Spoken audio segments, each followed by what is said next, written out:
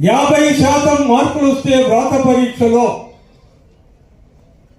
Points నన్ను commercial clerk seniority ప్రకారంగా promotion కోటాలో కమర్షియల్ క్లర్క్ టికెట్ కలెక్టర్గా ప్యానల్ వేయాలని మన సంఘ్ జిఎం స్థాయిలో మాట్లాడి ఒప్పిస్తే ఆ నాయకుడు రైటింగ్ లో ఆగస్టు 24 ఇచ్చాడు. విజయవాడ డివిజన్లో 50% రాత పరీక్షలో మార్కులు వచ్చిన వాళ్ళను ప్యానల్లో పెడుతున్నారు. ఇది తప్పు. రైల్వే బోర్డు ఆర్డర్ను వైలేట్ చేస్తున్నారు. 60% ఉంటేనే పెట్టాలా? అది రైటింగ్ లో లెక్కించిన నాయకుడు ఆ యూనియన్ ఈనాడు ఓట్లాడుతుంది.